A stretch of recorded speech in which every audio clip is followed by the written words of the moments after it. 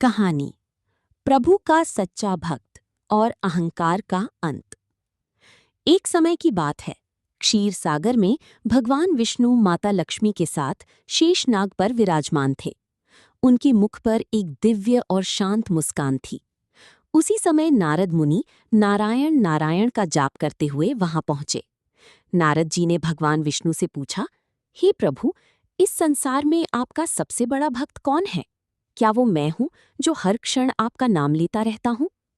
भगवान विष्णु मुस्कुराए और बोले, देवर्षि, आपकी भक्ति तो अतुलनीय है, लेकिन धरती पर एक छोटा सा किसान है जो मेरा बहुत बड़ा भक्त है। मुझे वो बहुत प्रिय है। नारद जी को थोड़ा अचरज हुआ और उनके मन में जिज्ञासा और थोड़ा सा अहंकार जागा कि एक साधारण किसान मुझसे बड़ा भक्त कैसे हो सकता है। उन्होंने प्रभु से कहा कि वे स्वयं जाकर देखना चाहते हैं।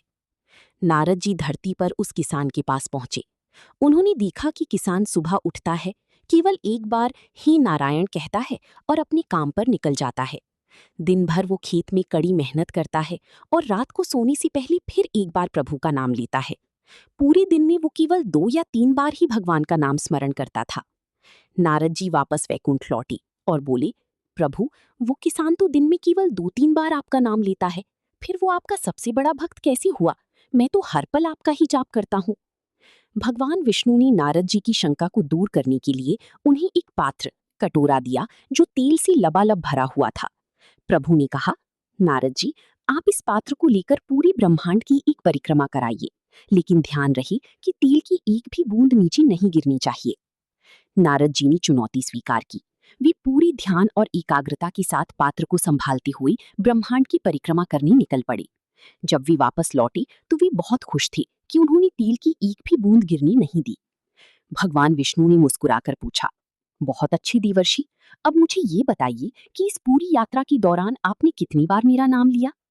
नारद जी चौंक गए और बोले, प्रभु, मेरा पूरा ध्यान तो इस तेल के पात्र पर था ताकि तेल ना गिरे, इसलिए इस बीच में आपका नाम लेना ही भूल गया।